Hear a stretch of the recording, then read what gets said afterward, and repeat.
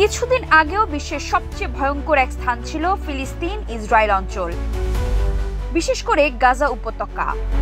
কয়েক বছর ধরেই এই অঞ্চল প্রচন্ড সংঘাতপূর্ণ। ফিলিস্তিনিদের উপর ঘটেছে চরম নিপীড়ন। এমন এক জায়গায় যাওয়ার কথা ভেবে ডোনাল্ড ট্রাম্পের কপালে কি একটুও ঘাম জমেনি? এসব ভয়কে পাত্তা দিলে হয়তো মার্কিন প্রেসিডেন্ট হওয়া যায় না, আবার তার জন্য যেসব বিশেষ বাহন প্রস্তুত থাকে, সাহস করে বিপজ্জনক কোথাও চলে যাওয়াটা হয়তো তার কাছে তেমন কঠিন বলে মনেও হয় না। মার্কিন প্রেসিডেন্টকে নিয়ে মুহূর্তেই বিশ্বের যে কোনোখানে ছুটে চলার জন্য আছে এয়ার ফোর্স ওয়ান। সেটা হতে পারে প্রেসিডেন্টের জন্য নির্ধারিত যে কোনো বিমান। বর্তমানে ট্রাম্পের জন্য দুটি কাস্টমাইজড বোয়িং 747-200B সিরিজের বিমান বরাদ্দ আছে। বিমানগুলো টেলকোড 28000 এবং 29000। বিমান বাহিনীতে এদের নাম VC-25A। মার্কিন প্রেসিডেন্ট পদের সবচেয়ে স্বীকৃত প্রতীকগুলোর একটি হলো এয়ার ফোর্স ওয়ান। এমনকি এই বিমানের নাম সিনেমায়ও আছে। যুক্তরাষ্ট্রের পতাকা আর দেশটির রাষ্ট্রপতির সিলমোহরযুক্ত এই বিমান যেই দেশে উড়ে যায়, সেখানেই তা খবরের শিরোনামে জায়গা করে নেয়।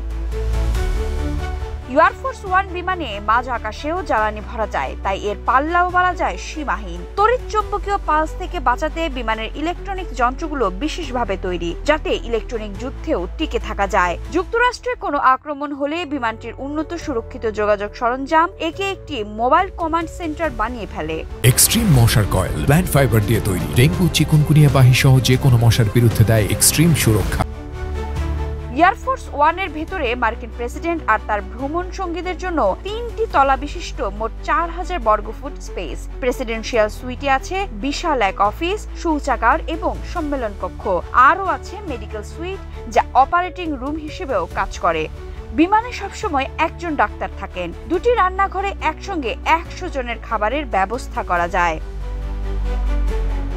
প্রেসিডেন্টের সঙ্গে যারা এয়ার ফোর্স ওয়ানে ওঠেন তাদের জন্য আছে কোয়ার্টার। সাধারণত কয়েকটি কার্গো বিমান প্রেসিডেন্টের প্রয়োজনীয় যানবাহন ও পরিষেবা বয়ে নিয়ে এয়ার ফোর্স ওয়ানের আগেই গন্তব্যে পৌঁছে যায়। 1944 সালে মার্কিন প্রেসিডেন্ট ফ্রাঙ্কলিন ডি রুজভেল্টের নির্দেশে প্রেসিডেন্টের পাইলট অফিস হিসেবে এয়ারলিফট গ্রুপ প্রতিষ্ঠা করা হয়। পরের 15 বছর বিভিন্ন প্রোপেলার চালিত বিমানে চেপে যাতায়াত করেন মার্কিন প্রেসিডেন্টরা।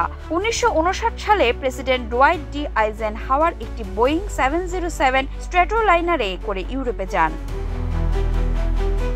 1962 সালে জন এফ কেনেডি প্রথম রাষ্ট্রপতি হলে বিশেষভাবে তৈরি একটি বোয়িং 707 ব্যবহার শুরু করেন। 1990 সালে প্রেসিডেন্ট জর্জ ডব্লিউ বুশের আমলে বর্তমান এয়ার ফোর্স ওয়ানের দুটি বিমানের প্রথমটির ব্যবহার শুরু হয়।